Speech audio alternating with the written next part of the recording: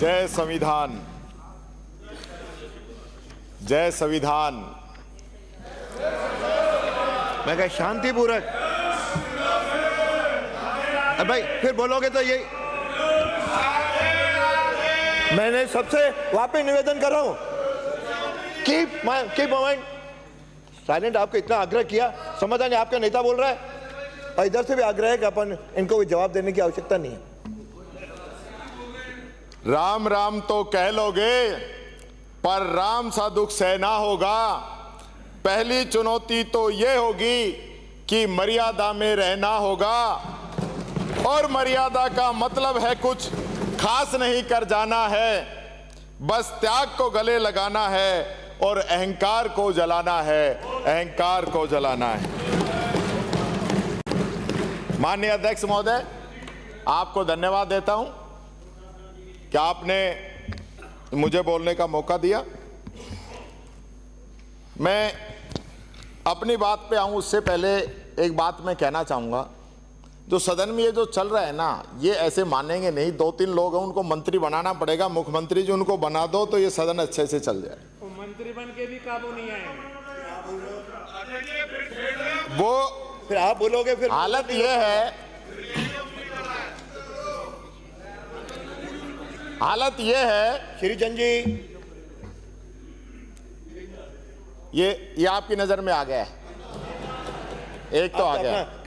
आप कह रहे थे कि विपक्ष से कोई बोले तो सत्ता पक्ष नहीं टोके, और सत्ता पक्ष से कोई बोले तो विपक्ष से नहीं टोके।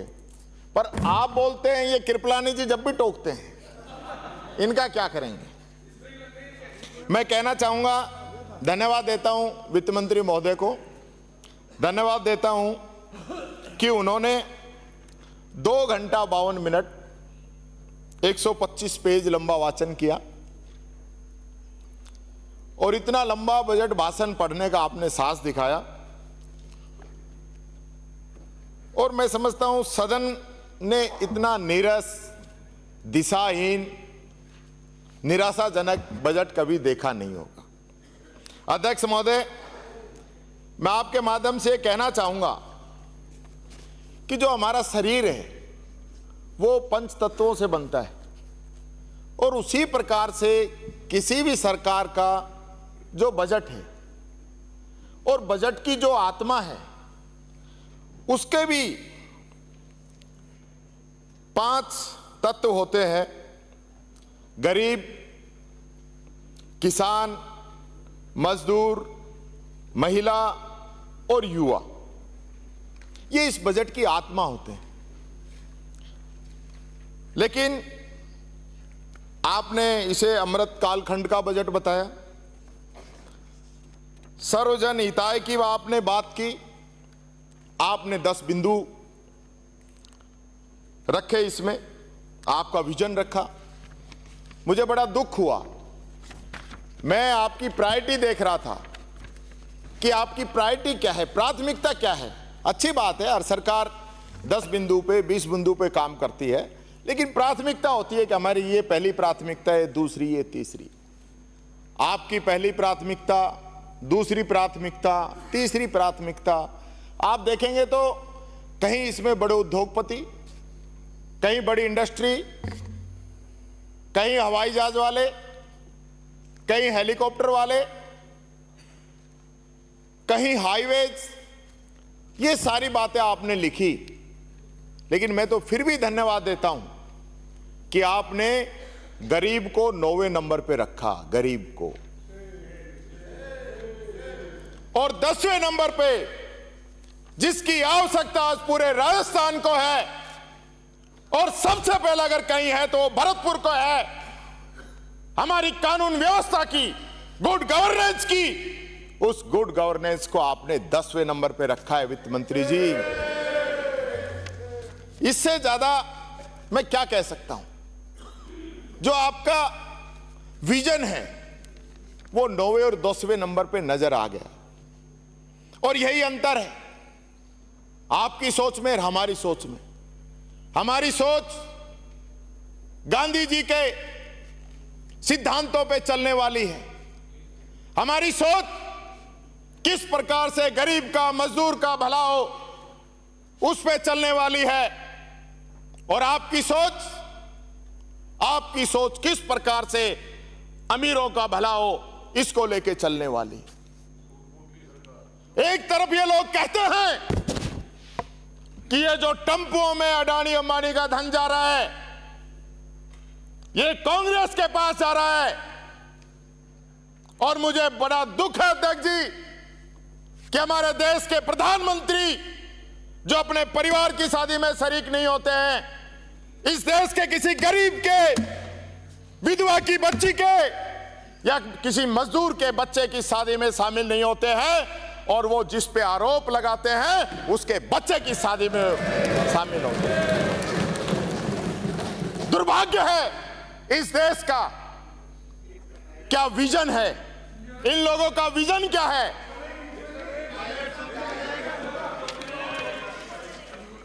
इस जग में जितने जुल्म नहीं, उतने सहने की ताकत है। तानों के शोर शराबे में सच कहने की ताकत है। मैं सागर से भी गहरा हूं, तुम कितने कंकड़ फेंकोगे, तुम मुझको कब तक रोकोगे?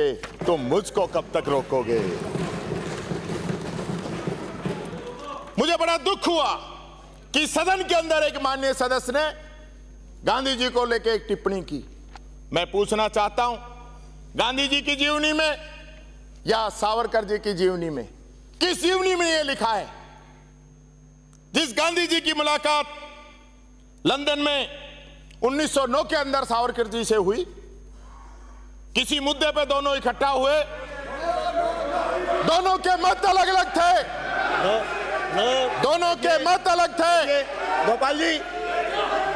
गोपाल जी बैठिए। सावरकर ने मांसाहार का समर्थन किया और गांधी जी ने शाकाहार का समर्थन किया।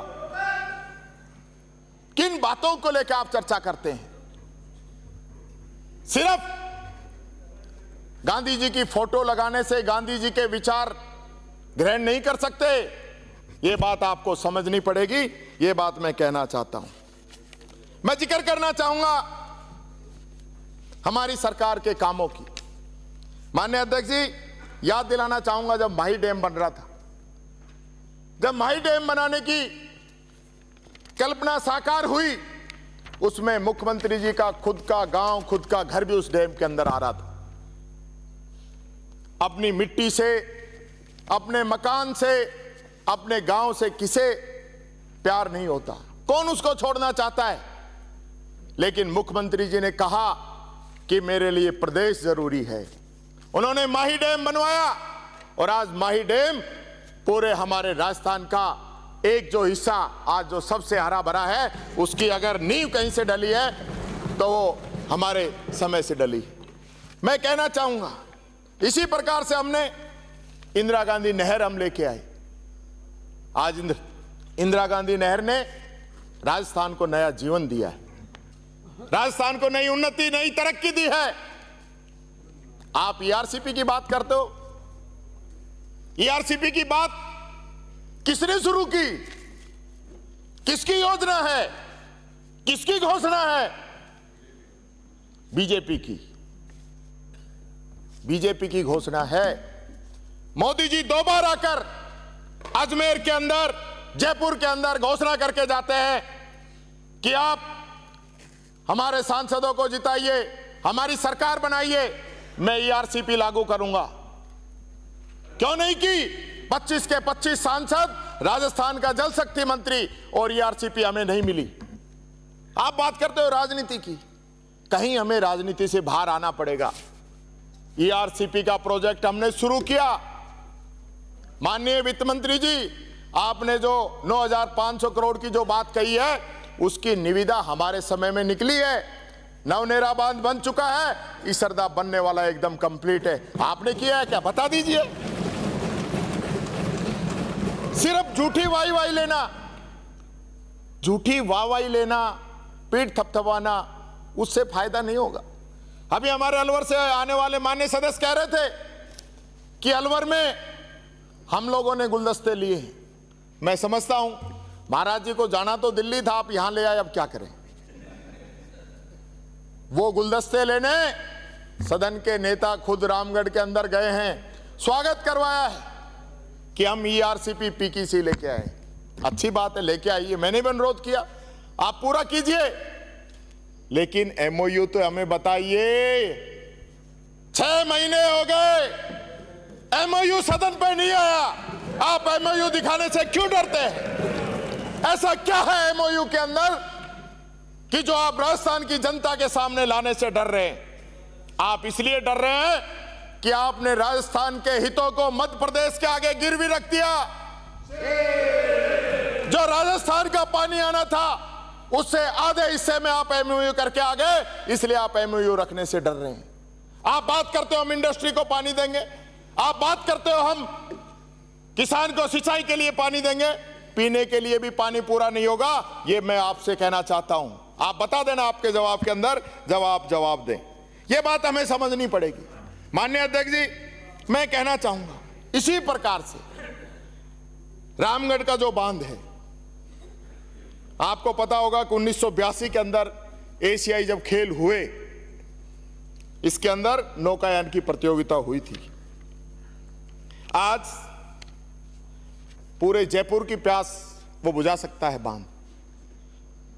और ये बांध वित्त मंत्री जी को तो मैं कहना चाहूंगा आपके पुरखों के द्वारा बनाया हुआ है। क्या इस बांध के बारे में हमें नजर नहीं आता कि किस प्रकार से लोग इस बांध का दम घोट रहे हैं? इसके अंदर रिसोर्ट बनाए जा रहे हैं, प्लॉटिंग की जा रही है, इसके कैचमेंट एरिया को दबाया जा रहा है। हाई कोर्ट की कमेटी मानती है कि इस पे अतिक्रमण है, लेकिन हमारी सरकार ये नहीं मानती कि इस पे अतिक्रमण है। मैं कोई बजट पे क्रिटिसाइज करने के लिए नहीं खड़ा हुआ, मैं बात कहना चाहूंगा। आज एक पूरे प्रदेश के अंदर इस प्रकार की लोगों की सोच है कि राजस्थान के अंदर पानी की कमी है, हम सब भी यही मानते हैं, लेकिन मैं कहना चाहूंगा राजस्थान के अंदर हर साल लगभग 170 बिलियन मीट्रिक क्यूब बरसात होती है, और जितनी हमको जरूरत है उससे डबल होती है। यह आश्चर्य का विषय है। हमारे पास पानी है, बरसात होती है, लेकिन हम उसको सहेज नहीं पाते। हमारा पानी या तो अन्य प्रदेशों के अंदर बह के चला जाता है, या जो हमारे बांध हैं जिनमें हमने उनको स्टोरेज किया है, वहां से वो वाष्प बन के पानी उड़ जाता है। क्या हमने सोचा है कि इस पानी को किस प्रकार से बचाएं? क्योंकि राजस्थान के अंदर हम इंडस्ट्री की जो बात कर रहे हैं, युवाओं की जो बात कर रहे हैं, लोगों को रोजगार देने की जो बात कर रहे हैं, आज इंडस्ट्री क्यों जा रही है हमारे यहां से? पानी नहीं है, बिजली नहीं है। तो क्यों नहीं हम इस पे सोलर पैनल लगाएं? क्या हमारा इरादा इस प्रकार का नहीं होना चाहिए कि सौर ऊर्जा जो कि पूरे देश के अंदर हमें भगवान ने गॉड गिफ्ट दी है, उसका फायदा हम उठाएं। हम सौर ऊर्जा लगाएंगे, पानी का वाष्पीकरण बचेगा, अच्छी धूप आएगी, बिजली पैदा होगी और पानी बचेगा। इस पर अगर आप काम करना चाहें तो कर सकते हैं, मेरा सुझाव है बजट के अंदर। और ये ऐसा नहीं है कि पहली बार हो रहा है, मध्य प्रदेश में, आंध्र प्रदेश में हो रहा है। और आप जितनी लागत लगाएगी सरकार लगाए, कोई प्राइवेट देने की बात नहीं है, सरकार खुद लगाए। 5 साल में आपके पैसे वापस आपके पास, आपकी पूर्ति हो जाएगी और प्रदेश की जनता को बिजली मिल जाएगी। आज मुख्यमंत्री जी, मैं कहना चाहता हूं, हम लोग एसी के अंदर बैठे हैं और चर्चा कर रहे हैं हम गरीब की। क्या हमने देखा है कि आज लाइट कितनी आ रही है पिछले 1.5-2 महीने से? आप लोगों के पास में अच्छा पूरी आ रही है। आप लोगों के पास में 3 चुनौती आई सरकार बनने के बाद। पहली आई गर्मी की, आप बिजली नहीं दे पाए। गरीब का बच्चा आज भी झोपड़ी के अंदर पढ़ाई के लिए तरस रहा है, बिजली आएगी तो मैं पढ़ाई करूंगा। बीमार व्यक्ति, गर्भवती महिला, बुजुर्ग किस परेशानी के अंदर अपना जीवन यापन कर रहे हैं, हमें नहीं दिखता। अगर हमें दिखता तो हमारे दिल के अंदर से आवाज आती, चाहे कोई भी परिस्थिति हो, हम लोगों को बिजली उपलब्ध कराएंगे। लेकिन हम क्या सोचते हैं, कांग्रेस ने गलत एमओयू कर दिया, कांग्रेस की गलत नीतियां रही, या हम एक दूसरों को कह सकते हैं आप ठीक है, आप कांग्रेस का नाम ले दीजिए, हम बीजेपी का नाम ले देंगे। जनता की क्या गलती है? हम दोनों पक्षों को बराबर यहां पे बैठाया है। पिछले 30 वर्षों में चाहे ये पक्ष हो चाहे ये पक्ष हो, बनते तो हम ही आ रहे। जनता की क्या गलती है? लेकिन फिर भी हम कोसते हैं, कांग्रेस आ गई तो बीजेपी को कोसती है, बीजेपी आ गई तो कांग्रेस को कोसती है। क्या कोई ठोस निर्णय कब हम लेंगे? उन बेचारे गरीब गांव के अंदर रहने वाले लोगों की क्या गलती है? उनको बिजली क्यों नहीं मिल रही? आप बिजली नहीं दे पाए, आप किसान को बिजली नहीं दे पाए, आप उद्योग को बिजली नहीं दे पाए। यह स्थिति आपकी बिजली की है। कोई मॉनिटरिंग नहीं, कोई मतलब नहीं, जनता परेशान है। पूछती है सरकार चला कौन रहा है? बात डबल इंजन की थी, यहां तो ऐसा लग रहा है कि इस पूरी ट्रेन के अंदर डब्बे न होके सारे इंजन लग गए हों, और आधे इंजन इधर खींचते हैं, आधे इंजन इधर खींचते हैं। कोई कहता है मुख्यमंत्री जी चला रहे, भले आदमी, अच्छे आदमी। मुझे खुशी है कि पहली बार जीत के आने वाले व्यक्ति को मुख्यमंत्री बनने का मौका मिला, लेकिन मौका बार बार नहीं मिलता। आपको मौका मिला है, आपको अपनी परफॉर्मेंस साबित करनी पड़ेगी। आज मुख्यमंत्री जी, आपके मंत्री कहते हैं हमारी नहीं चल रही। अब आपने एक मिनट, सब मत पूछो, एक एक पूछो, मैं सबका जवाब दूंगा। यानी कि चोर की दाढ़ी में तिनके वाली बात हो गई।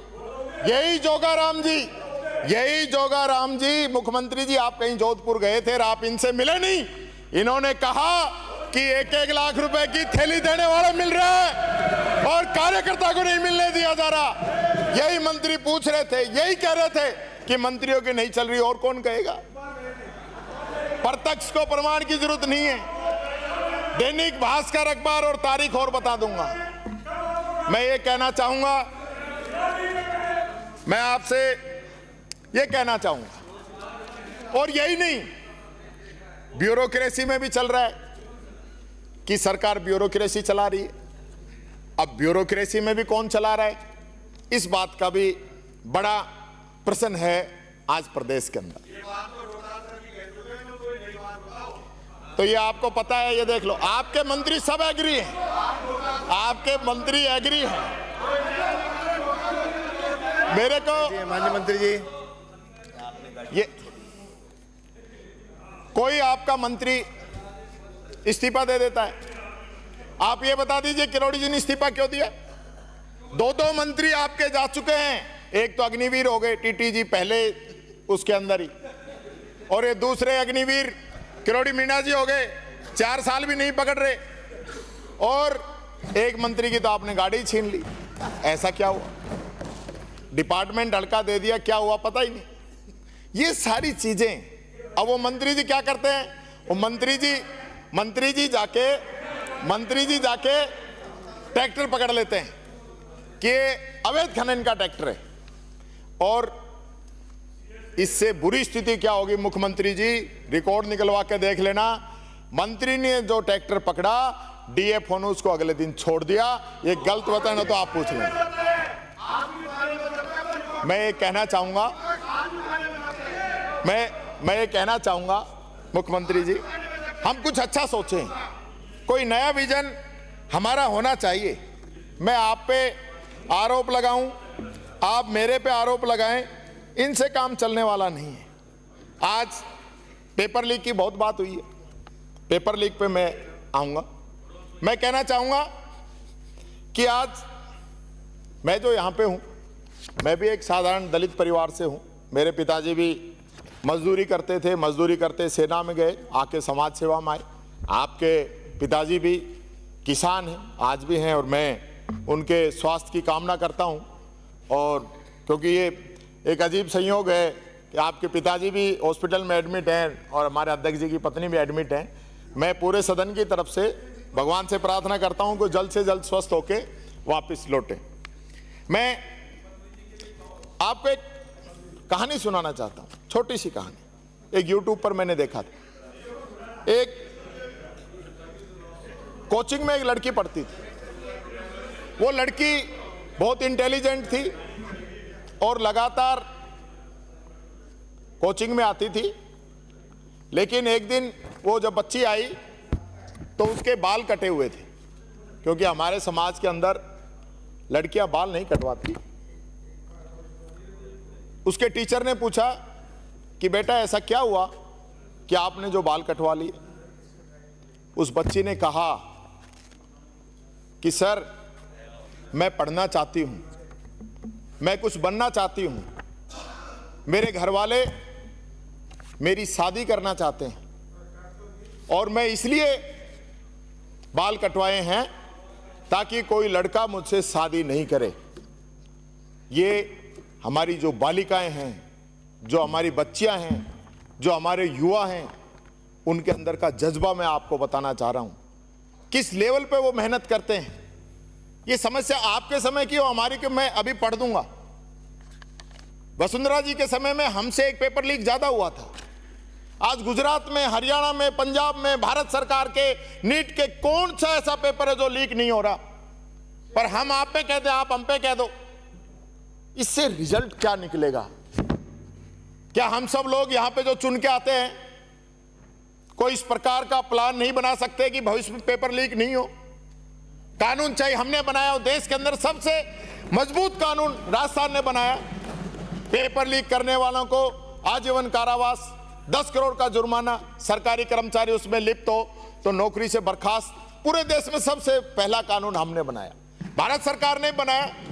राजस्थान के मुकाबले 10% है, लेकिन हम इस चीज पे कोई किसी पर आरोप लगा दे, कोई किसी पर आरोप लगा दे। हमने भी 150 लोगों को अरेस्ट किया, आपने भी 100-150 लोगों को अरेस्ट किया। ये जो माफिया है, अपन क्या है, अपन मछलियों को पकड़ रहे हैं और मगरमच्छ जो है खुले घूम रहे हैं। इस दिशा में अपने को काम करने की जरूरत है। हम सब लोग मिलके यही विजन है भारतीय जनता पार्टी के लोगों का, और यही आपका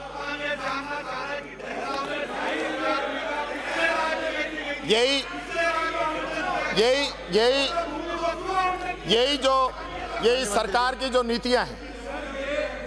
अब डिपार्टमेंट चेंज नहीं होगा। खड़े, अरे आपके नेता बोल रहे हैं, आपके नेता बोल रहे हैं। ये इनको एक दर्द ये हो गया कि मैं हार के भी कैबिनेट हूं, ये जीत के भी स्टेट है, ये चक्कर पड़ रहा है। इस चीज का समाधान या तो आप कर दो, नहीं तो ये बेचारा जल जला के ना, पंडित जी जो है बहुत परेशान है। अध्यक्ष जी, माननीय मंत्री जी, और मैं ये बच्चे की कहानी भी इसलिए बताई कि आज समय की जरूरत है, और ये पेपर लीक आज से नहीं हो रहा, पता नहीं कितने समय से हो रहा है। जब एसओजी गई है, लोगों को उठाया है, पता नहीं कब से कौन कौन लोग इसके अंदर शामिल रहे हैं। और ये हम एक दूसरे पर आरोप लगा लें, लेकिन पेपर लीक करने वाले लोग कौन हैं, ये पकड़ में आना बहुत जरूरी है। मैं दूसरी बात और कहना चाहूंगा, एक सुझाव और है मेरा। जो गरीब बच्चे हैं, आज इंटरनेट का प्रयोग बढ़ गया है, सारी चीजें इंटरनेट से हैं। क्या हमने प्लान किया है कि हम गरीब बच्चों को भी इंटरनेट कैसे दें? हमारी सरकार ने इंदिरा गांधी स्मार्टफोन योजना शुरू की, आप लोगों ने उसको बीच में बंद कर दी, लेकिन उसका मुख्य उद्देश्य ये था कि गरीब को भी, क्योंकि वो मोबाइल जो है इंटरनेट फ्री के साथ दिया था 3 साल, तो उन बच्चों तक, उस परिवार तक इंटरनेट कैसे पहुंचे। आज अमीर आदमी तो जो डाटा डलवा लेता है। अब ये अंबानी की एक शादी हुई है, एक शादी में ही 499 पार कर दिया, और दूसरे बच्चे की शादी की तो 1000 रुपये जाएगा। ये बोझ तो अपने पे ही आना है। ये वही जियो है जो हमें फ्री दिया गया था, हमें फ्री दिया गया।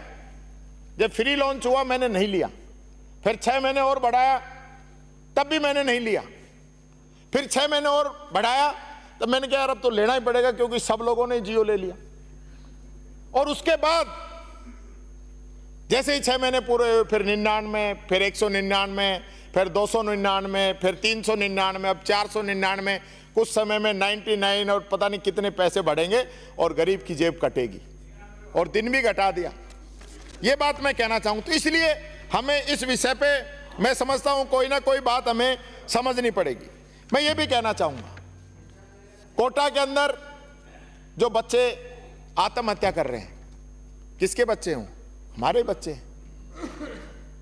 एक मजदूर, एक किसान एक समय का खाना नहीं खाता।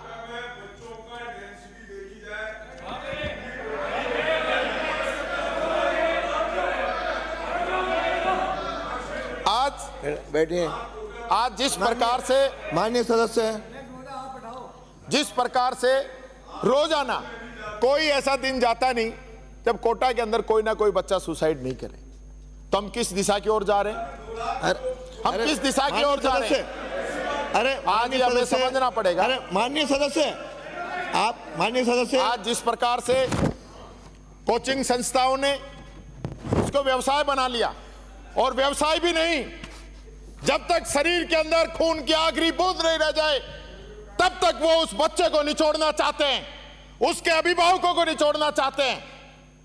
तो क्या सरकार इस पे कानून नहीं बना सकती कि जिस प्रकार से कोचिंग मैं देख रहा था साउथ के अंदर, तमिलनाडु के अंदर बैन करने का इरादा सरकार ने कर लिया है, तो क्या राजस्थान सरकार इतनी सक्षम नहीं है कि खुद इस प्रकार का मॉडल बनाए कि ये जो मगरमच्छ बैठे हैं, जो लूट रहे जनता को, और बच्चों पे जो फालतू का जो लोड पड़ रहा है, प्रेशर पड़ रहा है, उस उन बच्चों को बाहर निकाला जा सके?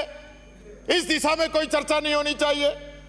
हम लोग नहीं करना चाहते क्योंकि कुछ लोग मिले हुए हैं जो चाहते नहीं एक धंधा बंद हो। गरीब का बच्चा किस प्रकार से अच्छी एजुकेशन ग्रहण कर सकता है, हमने तय किया। उसके लिए इंग्लिश मीडियम स्कूल हमने दिए, हमने कॉलेजें खोली, हमने उन बच्चों को विदेश पढ़ने की व्यवस्था की। आज किस प्रकार से जो व्यवस्था है यहां पे की जा रही है, हमें समझना पड़ेगा। मैं तो एक बात पूछ रहा हूं कि मुझे रहजनों से गिला नहीं, तेरी रहबरी का सवाल है। तू इधर उधर की बात न कर, तू ये बता काफिला क्यों लुटा? 25 से 14 पे क्यों आए? 25 से 14 पे क्यों आए, इसका भी जवाब दे देना। ये जो बातें कर रहे हो ना, ये जनता एक एक दिन का हिसाब लेगी आप लोगों से। किस प्रकार से यहाँ के आप जनता के गाढ़े खून पसीने की कमाई पे यहाँ ऐश कर रहे हैं, और जनता की आवाज उठती है, जनता का जो मुद्दा उठता है उस पर आप समर्थन नहीं करते हैं। इस राजस्थान की जनता आप लोगों से पूछेगी। मैं कहना चाहूंगा, नो ग्रीन एक्सप्रेस हाईवे की बात की गई है, बहुत बड़ा। कालीचरण जी, बहुत बड़ा जब पढ़ा गया तो मैं भी सन रह गया, क्या है इसके लिए बजट कितना है? 30 करोड़ रुपए। कब आएगा? कैसा तो नहीं है इन हाईवेज पे लोगों की जमीन है उसके रेट बढ़ाने के लिए घोषणा कर दी हो डीपीआर बनाने की? इस पे पैसा कितना लगेगा, और क्या राजस्थान के पास उतना पैसा है? ये बात मैं वित्त मंत्री जी से पूछना चाहता हूं। बता दें कि 2750 किलोमीटर का नेशनल हाईवे जो आप ग्रीन कॉरिडोर बनाने की बात कर रहे हो, उतना पैसा आपके पास है या नहीं है? ये बात मैं पूछना चाहता हूं। आपसे नहीं पूछ रहा, आपसे नहीं पूछ रहा। आप कह रहे हो, आप पहले कह रहे थे हम 70,000 नौकरी देंगे, दे दी। 7 महीने में 70,000 नौकरी में आपने विज्ञप्ति जारी की हो और नौकरी का नियुक्ति लेटर दिया हो तो मुझे बता दीजिए। पर 70, हम वो हमारे वाले हैं, हमारे वाले हैं, आपके ध्यान नहीं रहा। मेरा जो क्वेश्चन है वो आप समझ नहीं पाए। आपने विज्ञप्ति निकाली हो और आपने नियुक्ति दी हो, वो पूछ रहा हूं मैं तो महोदय।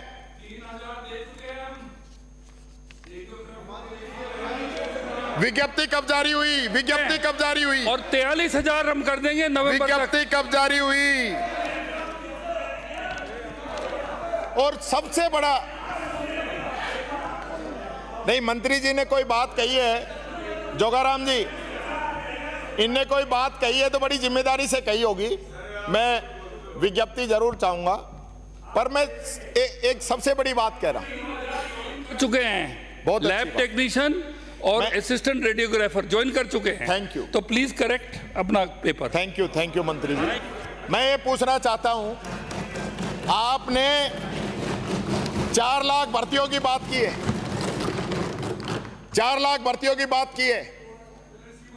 4 साल में 4 लाख पोस्ट खाली हैं क्या? जवाब दे देना मुख्यमंत्री जी। मंत्रियों की जरूरत नहीं है, आप जवाब दे देना, 4 लाख पोस्ट खाली हैं क्या? 8 लाख टोटल नौकरी है राजस्थान के अंदर, 4 लाख कहां से दे दोगे? क्यों गुमराह कर रहे हो युवाओं को? क्यों गुमराह कर रहे हो? गुमराह करने की आदत हो गई है। पहले का 70,000, फिर का 1 लाख दे देंगे, फिर का 4 लाख दे देंगे। हमारे एक कहावत है गांव के अंदर, आपके नेता सक्षम है, आपके नेता, माननीय सदस्य, आपके नेता सक्षम है। और मैं ये भी कहना चाहूंगा, हमारे यहाँ एक कहावत है, ऐसे जो लोग जो काम करते हैं ना उनके लिए कहावत है, किसी से कोई 100 रुपए मांगने गया तो उनका कल आना 200 ले जाना, तो खुशी खुशी से वापस आ गया। अगले दिन फिर गया कि 200 दे दो, तो कल आना 500 ले जाना, तो बेचारा फिर वापस आ गया। अगले दिन फिर गया तो 500 क्या लेगा, तो 1000 ले जाना, कल आ जाना, वो फिर वापस आ गया। चौथे दिन फिर गया तो 1000 का क्या करेगा, तू 5000 ले, अगले सप्ते आ जाना। वो अगले सप्ते फिर गया, 5000 का क्या करेगा, तू तो पूरा 10,000 ले जाना, अगले महीने आ जाना। तो अब वो बात हो रही है अध्यक्ष जी, 17,000 नहीं 1 लाख लेना, 1 लाख ये नहीं बजट 4 में लाख लेना। अभिभाषण ये है हालत इस या सरकार किस्सा की। कहानी सुनाने का संध्या है?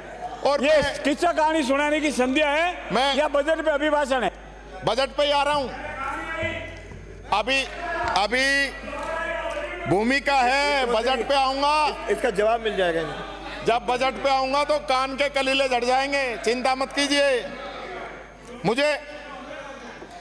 अब मैं बजट पे आ जाऊं।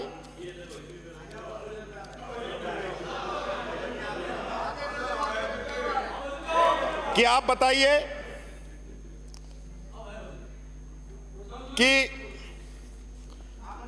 जिस बजट का सबसे जरूरी जो दस्तावेज है वो बजट होता है, और लक्ष्मी आने को हम बड़े सकारात्मक रूप में लेते हैं, पर आपका जो पहला पन्ना है ना वो नकारात्मक से भरा हुआ है। हम लोगों के प्रति, कांग्रेस के प्रति, पिछले शासन के प्रति जो आपके मन के अंदर जितना मैल है ना वो सब पहले पन्ने पे आ गया। और मैं समझता हूं ये इस पे आ गया तो आ गया, अब आगे इस चीज पे ध्यान मत देना। अगला जो बजट आए तो आप ये आपके इनके कोई स्प्रिंग ही लग गई, क्या चक्कर है? जोगाराम जी बैठते नहीं है, पूरा दिन इतना बोलते हो, अब तो बैठ जाओ। आपसे विशेष प्रेम है तो नहीं, ये प्रेम तो इनका सबसे है, सब पे ही खड़ा होते हैं। तो मैं, इन्होंने कहा कि पिछली जो विरासत हमें मिली, पिछली जो विरासत हमें मिली वो विरासत में हमें कर्जा और पता नहीं देनदारियां क्या क्या मिला। मैं कहना चाहता हूं कि अगर हमारी नीतियां गलत थी, हमारा प्रबंधन गलत था, तो आपने हमारी टीम को क्यों रखा है भाई? जिस टीम ने हमारे समय में बजट बनाया वही टीम अब बजट बना रही है। और सुनिए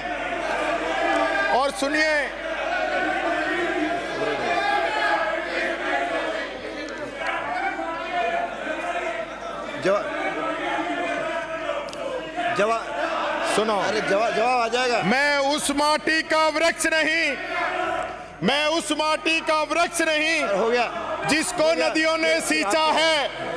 बंजर माटी में पलकर मैंने मृत्यु से जीवन सींचा है। अब बैठिए। मैं पत्थर पे लिखी इबारत हूँ, मैं पत्थर पे लिखी इबारत हूँ। शीशों से कब तक तोड़ोगे, मिटने वाला मैं नाम नहीं। तुम मुझको कब तक रोकोगे, तुम मुझको कब तक रोकोगे? मैं ये कहना चाहूंगा, जब हमने हमारी अर्थव्यवस्था जब आपको सौंपी तो देश के अंदर सेकंड नंबर की अर्थव्यवस्था राजस्थान की थी जो हमने आपको सौंपी। आपको अगर आंकड़ों का पता नहीं हो, ध्यान नहीं हो, तो विभाग से मंगवा लेना, वो आपको बता देंगे। 18-19 में जो आपके बजट का साइज था वो 2,12,275 करोड़ रुपए का था, और 23-24 में जो हमारे समय का बजट था वो 3,90,856 करोड़ रुपए का बजट था, यानी कि 84% हमने बढ़ोतरी की थी। ये बात मैं आपको बताना चाहूंगा। और जीएसडीपी की हम बात करें तो 18-19 में 9,11,519 करोड़ रुपए थी, और 23-24 के अंदर 15,28,385 करोड़ रुपए थी, यानी कि 73% की बढ़ोतरी जीएसडीपी के अंदर हमने की है। और जीएसडीपी की जो ग्रोथ रेट है, आर्थिक विकास दर, जो 18-19 में 2.37% थी, और 21-22 में जो मैं बता रहा हूं 11.04% थी, जो कि देश में दूसरे स्थान पे थी, और 23-24 में 12.56% है। ये आंकड़े जरा आप चाहो तो दुरुस्त कर लेना। प्रति व्यक्ति आय की हम बात करें तो 98,698 रुपए, यानी कि बढ़ोतरी वाले राज्यों में 30वें स्थान पर 17-18 के अंदर, और 23-24 के अंदर 1,67,964 रुपए बढ़ोतरी वाले राज्यों में 9वें स्थान के अंदर। यह अंतर था आपके समय में, मेरे समय में, आप बता देना। और पिछले 5 साल में देश की प्रति व्यक्ति आय जो बढ़ी है वो 6.08% है, और जबकि राजस्थान में जो प्रति व्यक्ति आय बढ़ी है वो 8.24% है। आप बता दीजिए, जवाब दे देना आप। 2013 के अंदर जब हमारी सरकार गई थी, 2013 में प्रदेश पर 1.47 लाख करोड़ का कर छोड़कर हमारी सरकार गई थी, और 5 साल में बीजेपी ने प्रदेश पे जो कर्ज है उसको दुगना करके 3.25 लाख करोड़ रुपए कर दिया था। और ये हमारी सरकार में 2013 में स्टेट जीएसडीपी केवल 23.58% का कर्ज था, जिसे आपकी सरकार ने 2018 में बढ़ाकर 34.16% कर दिया था। आप बजट पे आ जाओ, बता रहा हूं, सुन लो। और कोविड जैसी बीमारी, भयंकर बीमारी, जिसका प्रबंधन राजस्थान में पूरे देश के अंदर बेस्ट रहा। खुद प्रधानमंत्री मोदी जी ने राजस्थान के मुख्यमंत्री की पीठ थपथपाई। यह हमारा प्रबंधन था कोविड के अंदर। भीलवाड़ा मॉडल पूरे देश और दुनिया के अंदर एक नजीर बना। वो कहां से आया भीलवाड़ा मॉडल? हम लोगों ने दिया। मैं कहना चाहूंगा, बहुत बड़ी बड़ी बात करते हो ना कर्जे की। केंद्र सरकार पर 2014 में जब 70 साल का जो कर्जा था वो 58 लाख करोड़ रुपए था, और जैसे ही नॉन बायोलॉजिकल प्रधानमंत्री महंगाई महामानव प्रकट हुए तो 160 लाख करोड़ रुपए से ज्यादा इस देश पे कर्जा कर दिया आप लोगों ने। आपकी पिछली सरकार में 5 साल का पूंजीगत व्यय 80,629 करोड़ रुपए रहा, जबकि हमारी सरकार में पूंजीगत व्यय 1,20,500 करोड़ रुपए के लगभग रहा। यह हमारी और आपकी सरकार के अंदर अंतर है। हमारी सरकार ने 23-24 में पूंजीगत व्यय के लिए 38,061 करोड़ रुपए रखा। आपकी सरकार खर्च तक नहीं कर सकी, और पूंजीगत व्यय में 8% की कमी आई, और पूंजीगत व्यय 34,844 करोड़ रुपए हुआ। इसका मतलब आपकी सरकार इंफ्रास्ट्रक्चर पर, विकास में पूरे पैसे नहीं खर्च कर पाई। और एक बात और कहना चाहूंगा, ये जो बजट में जो घोषणा की है ना, वित्त मंत्री जी, जब आप रिप्लाई दो ना तो इनका बजट प्रावधान और बता देना कि जितनी घोषणाएं आपने की है उसमें बजट के अंदर कितना पैसा रखा है। ये भी जरा सदन की मेज पे आ जाए, ये मैं पूछना चाहूंगा। हमारे कोविड रहा, ऐसी परिस्थितियां रही, उसके समय भी जो राजकोषीय घाटा था वो अधिकतम 61,515 करोड़ रुपए था, और हमने परिस्थितियां सुधारी। आप तो होटल में नहीं जा रहे, आपका क्या आ रहा है? 23-24 के बजट में 62,700 करोड़ रुपए का राजकोषीय घाटा प्रस्तावित था, वो भी आप मैनेज नहीं कर पाए। आप बहुत बड़ी बड़ी बात कर रहे थे। मुख्यमंत्री जी पिछली बार पूछ रहे थे कितना बड़ा घाटा कर दिया। मुख्यमंत्री जी, आपने तो 70,000 करोड़ रुपए का प्रस्तावित किया है। 70,000 करोड़ तो खुद भी पढ़ लिया करो इधर आरोप लगाने से पहले। आज तक के इतिहास में राजस्थान जब से बना है तब से लेकर आज के समय में सबसे अधिक अगर राजकोषीय घाटा है तो आज के इस बजट के अंदर है। और जब ये तो एस्टीमेट है, जब रिजल्ट आएंगे ना तब पता चलेगा कि ये घाटा कहां से है। ये आपकी आर्थिक नीति है, ये बात मैं कहना चाहूंगा। और आपने क्या दिया है, विभाग की बात कर लें। आपने सबसे पहले अगर किसी का नुकसान किया तो इस किसान का किया है। ग्रामीण विकास के अंदर आपने जो बजट काटा है ना, वो किरोड़ी जी का क्यों काटा है? किरोड़ी जी का नहीं है वो बजट इस राजस्थान की जनता का है। ग्रामीण विकास के अंदर जो 23-24 में बजट में था, 10.79% और आपने इस बजट में रखा है 9.65%। तो किरोड़ी जी से दुश्मनी है तो राजस्थान की जनता से क्यों निकाल रहे हो? यह बात मैं पूछना चाहता हूं। उद्योग पे जो पिछला बजट था 1.12% था और अब आपने रखा है 1.05%। सिंचाई और बाढ़ नियंत्रण पे पहले 3.63 था, 63% था, अब आपने रखा है 3.54%। यह आपका बजट है। आर्थिक सेवाएं, हमारे समय में बजट था 3.54%, आपने रखा है 2.21%। कहां तक बचाओगे, कहां तक छुपाओगे? कहीं भी नहीं बच सकते, किसी भी एरिया के अंदर आ जाओ आप। आपने हर जगह कमी की है। हमने पिछली बार सब विधानसभा क्षेत्रों के अंदर 10-10 करोड़ रुपए की सड़कें दी। अब तो वित्त मंत्री, अब तो पहले साल में 5 करोड़, दूसरे में 10 करोड़, तीसरे में 10 करोड़, चौथे में 10 करोड़, और आपने 10 करोड़ से घटाकर उसको 5 करोड़ कर दिया। अरे भैया अध्यक्ष जी, माननीय मैं मंत्री महोदय, अरे मैं ये बात मंत्री महोदय आज 10वीं बार कह रहा हूं, इस सरकार के मंत्रियों का जो व्यवहार है, ऐसा लगता है कि जैसे विपक्ष के विधायक हो, यह व्यवहार यहां के मंत्रियों का है। और ये लोग, आप जवाब दे देंगी वित्त मंत्री जी और 29 तारीख को मुख्यमंत्री जी। आपको बोलने की जरूरत नहीं है। जो जिस प्रकार से उछलते हो ना, ये इससे उछलने से नंबर नहीं बढ़ेंगे। तथ्यों पे जवाब देना, आप दे देना। एक भी पॉइंट अगर गलत बोला हूं, जवाब दे देना। ये बात मैं कहना चाहता हूं। हमें उम्मीद थी कि पीडब्ल्यूडी की मंत्री वित्त मंत्री हैं, वित्त की सारी पावर है, पैसा भी सड़कों में खूब खींचा है, अन्य विभागों से ज्यादा बजट सड़कों पे लिया है। तो विधायकों को जो 10 करोड़ के काम दे रहे थे, 20 करोड़ की हमें उम्मीद थी, वो आपने उल्टा 5 करोड़ कर दिए। मुख्यमंत्री जी बढ़वाना, इसमें सिफारिश करना वित्त मंत्री जी से। अब पता नहीं मानेंगे कि नहीं, ये तो आप जानो, चर्चाएं बहुत हैं बाहर। मैं एक बात और कहना चाहूंगा, 23-24 में जो कृषि विभाग का आपने बजट रखा है, तो कह रहे ना किसान की बात मैं करता हूं, 23-24 में था 3306.97 करोड़ और आपने जो प्रस्तावित किया है 3203.39 करोड़। कृषि का भी घटा दिया आपने। कृषि विकास योजना का था 325 करोड़, आपने कर दिया 112.52 करोड़। कृषि विस्तार मिशन का था 180.20 करोड़, आपने कर दिया 142.28 करोड़। कृषि विकास योजना का 43.35 करोड़, आपने कर दिया 25 करोड़।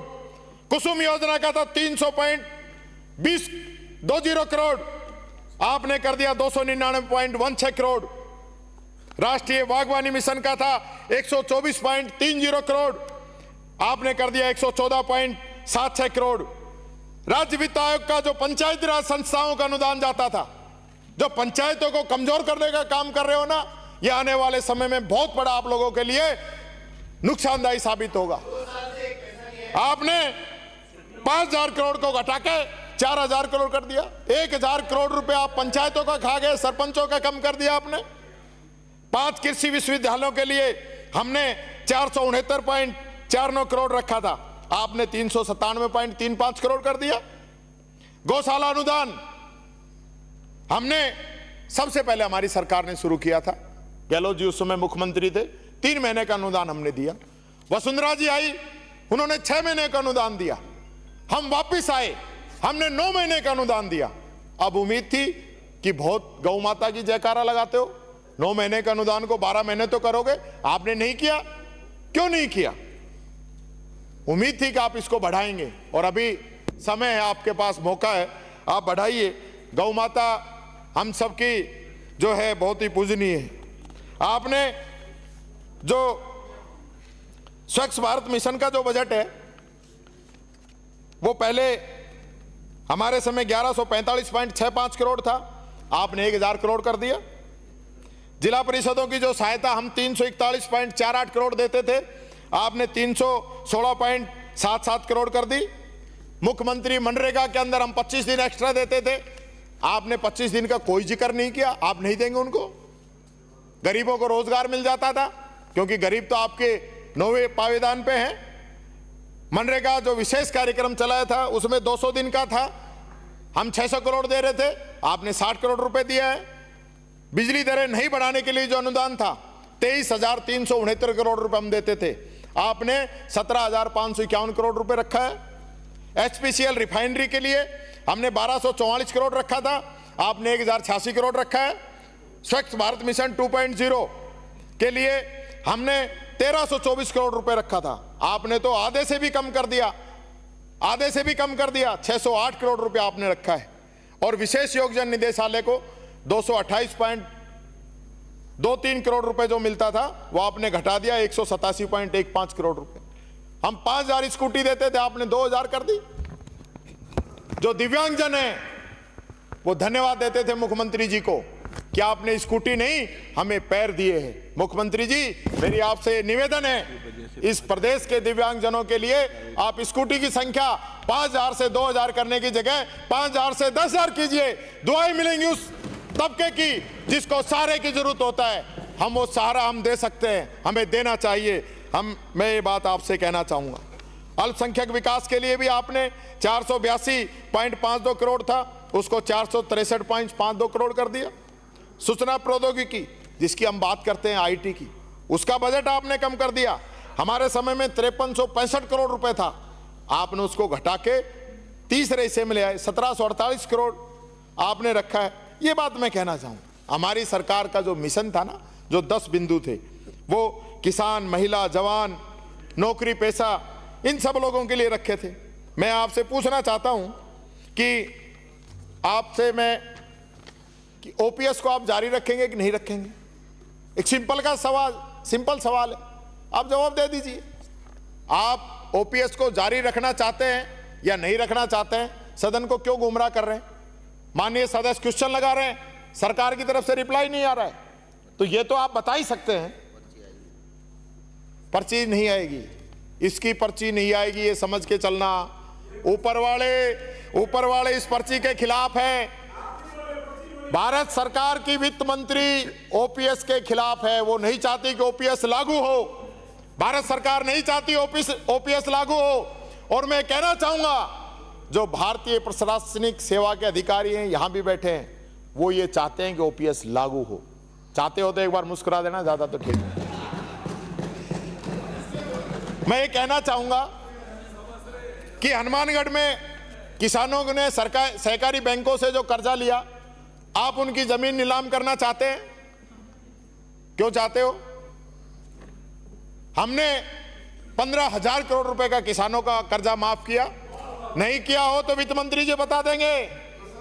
ये जिस प्रकार से आप लोग बोलते हो, 6,000 करोड़ रुपए आपके समय के, वसुंधरा जी के समय के हमने दिए, और 9,000 करोड़ रुपए हमने हमारे समय के दिए। आप किसान की बात करते हो। आपने किसान की आमदनी दुगनी करने की बात कही, कर दी क्या किसान की आमदनी दुगनी?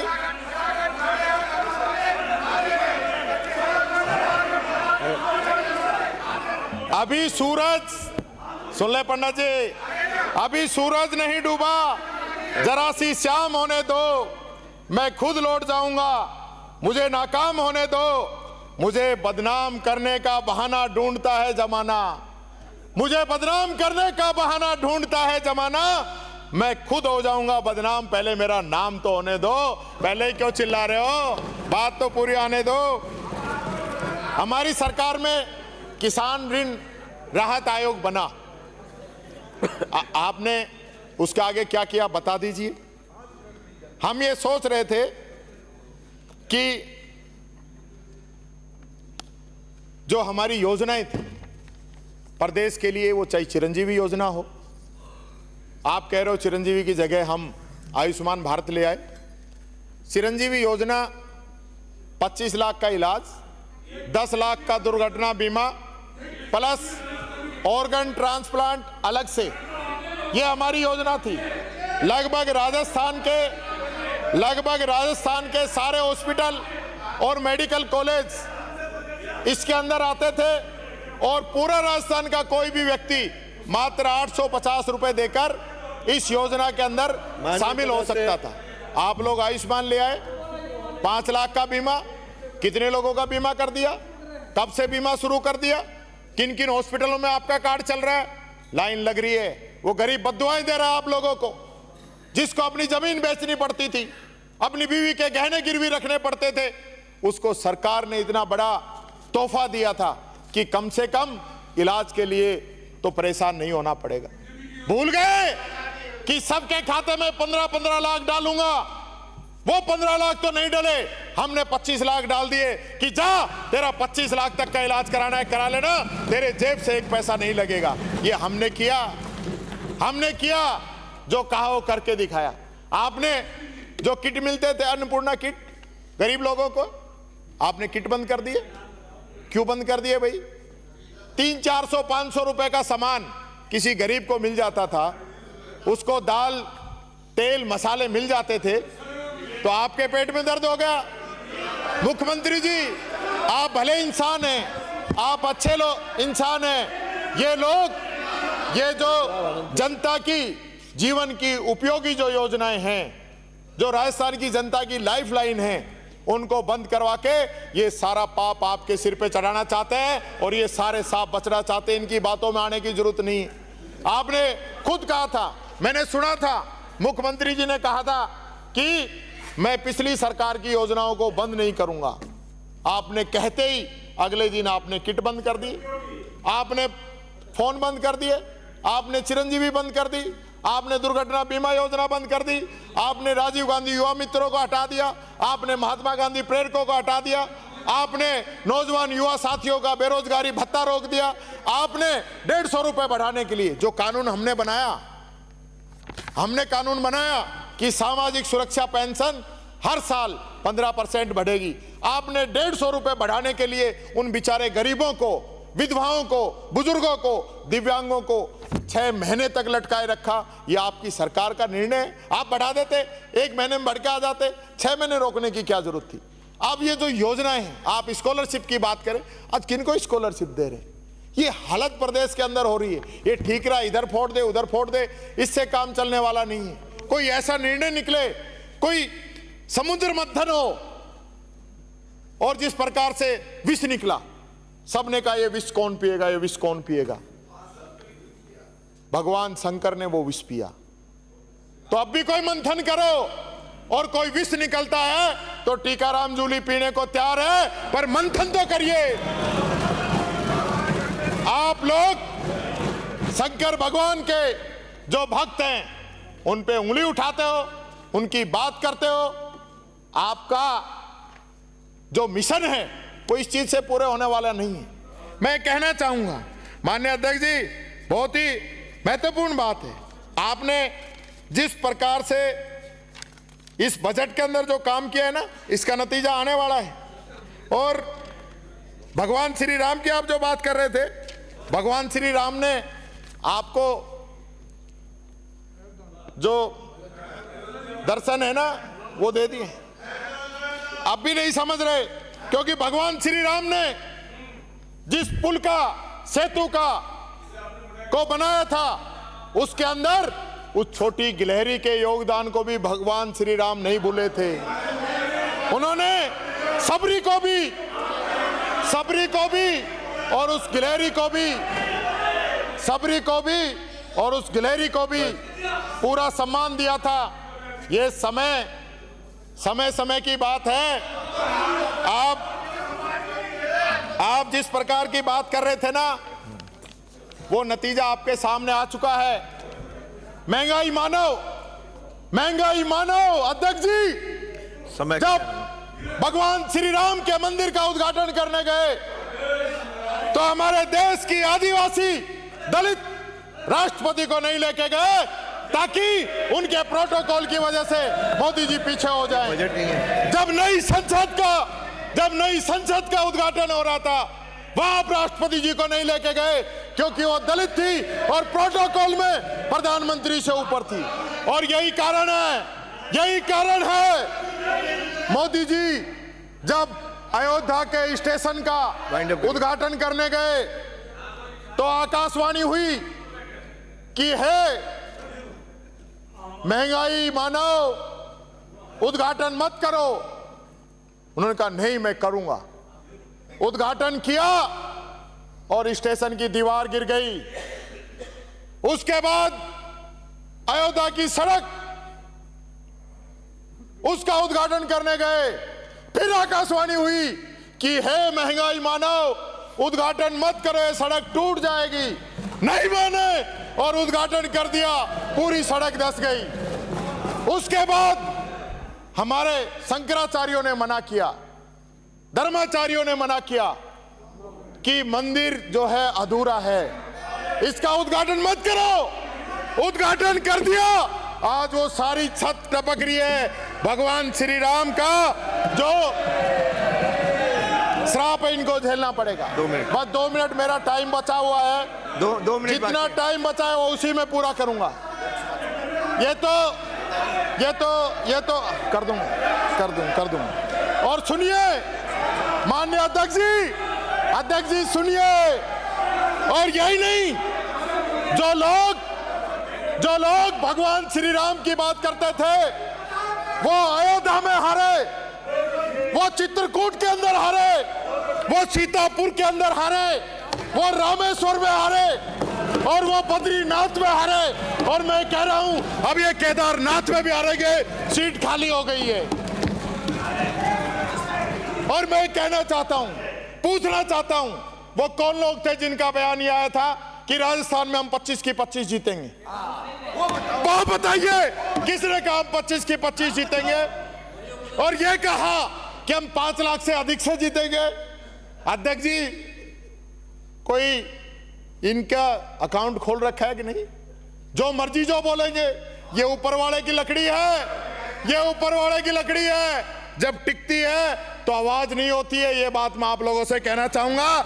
इसलिए प्रयागराज भी हारे, नासिक भी हारे, रामटेक भी हारे, यानी आपको ब्रह्मा विष्णु महेश सब लोगों ने खारिज कर दिया। क्या बात करते हो आप? क्या बात करते हो? किस बात की दुहाई देते हो? इन्होंने अध्यक्ष जी छल बल भय भ्रम और भ्रष्टाचार के दम पे लोकतंत्र को कमजोर करने का काम किया, संविधान को कमजोर करने का काम किया, संविधान की धज्जियां उड़ाई, राजस्थान के अंदर उड़ा रहे हैं। 400 पार हो गए, 400 पार, अरे 200 पे अटक गए। और मैं कहना चाहूंगा हमारी वित्त मंत्री जी कह रही थी कि संविधान में कुछ संशोधन की जरूरत है। मैं पूछना चाहूंगा, जब रिप्लाई दें तो बता दें कि अब भी संविधान में संशोधन की जरूरत बच रही है या नहीं बच रही है? जवाब चाहूंगा। इस देश का संविधान जो पूरी दुनिया के अंदर सबसे मजबूत लोकतंत्र हमको देता है, हम इस सदन के अंदर जो चर्चा कर रहे हैं, मैं बोल रहा हूं, आप टोक रहे हो, आप रिप्लाई दोगे, ये इस संविधान के कारण है। हम इस संविधान को कमजोर करना चाहते हैं, इस संविधान में से गरीब को मारना चाहते हैं, अल्पसंख्यक को मारना चाहते हैं, नौजवान को अग्निवीर लाके मारना चाहते हैं। आप चाहते क्या हैं? आप आरक्षण खत्म करना चाहते हैं। आपकी मंशा आरक्षण को खत्म करने की है। ये बात मैं कहना चाहूंगा माननीय अध्यक्ष जी। मेरी बातों से भाई ऐसी तकलीफ क्या है? मेरी बातों से ऐसी तकलीफ क्या है? माननीय मैं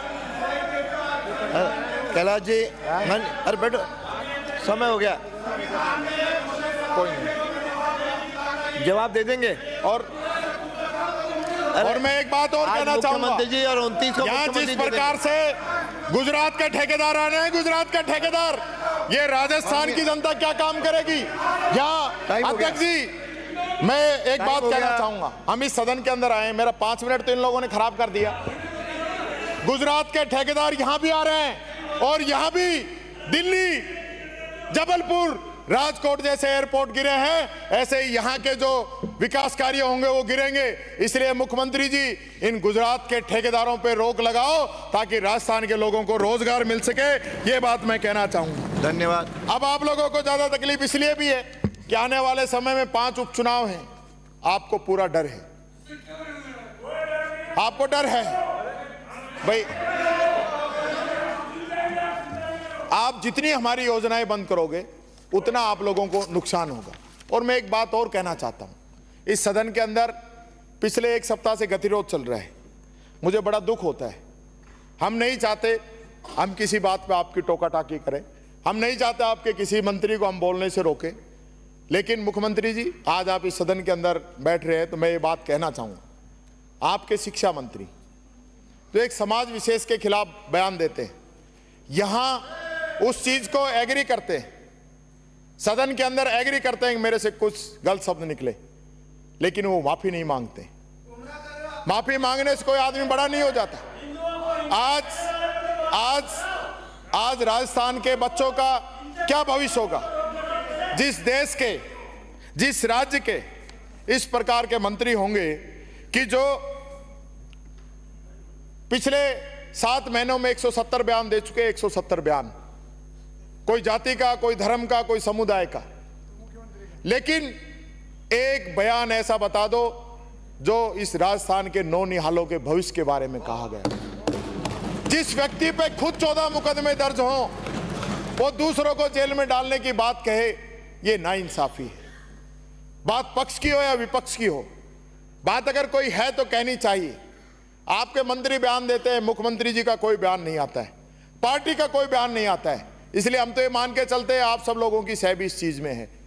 लेकिन मैं चाहता हूं इस सदन का गतिरोध टूटना चाहिए, अच्छे विषयों पे चर्चा हो, पक्ष और विपक्ष। मैं धन्यवाद देता हूं अध्यक्ष जी को। अध्यक्ष जी ने कहा है कि एक दिन हम सारे विधायकों से हम पूछेंगे कि उन्होंने अपने अपने क्षेत्र में क्या अच्छे काम किए। जो अच्छे काम एक दूसरे विधायक ने किए उसके सीख के दूसरा विधायक भी करे।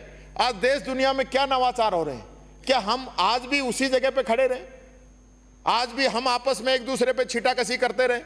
रोजाना मैं देख रहा हूं आपके मंत्रियों के जो बयान आ रहे हैं, कोई 2 बच्चों का कह रहा है, कोई हिंदू की कह रहा है, कोई मुस्लिम की कह रहा है, कोई दलित की कह रहा है, कोई किसी को सर्टिफिकेट दे रहा है। तो हिंदुओं के सर्टिफिकेट आप लोग बांट लो भाई। आप आज शंकराचार्य जी ने क्या कहा, शंकराचार्य जी का बयान आया। तो मैं अंत में यही कंक्लूड करता हूं कि ये जो बजट है, ये बजट एक प्रकार से दिशाहीन, निराशाजनक, और जो आप लोगों ने जो मैच छपछपाई है ना, मैं चाहूंगा अध्यक्ष जी आपके माध्यम से कि वित्त मंत्री जी जब जवाब दें तो जितनी भी घोषणाएं की हैं उन घोषणाओं का बजट में कितना प्रावधान है ये जरूर बताएं। बहुत बहुत धन्यवाद।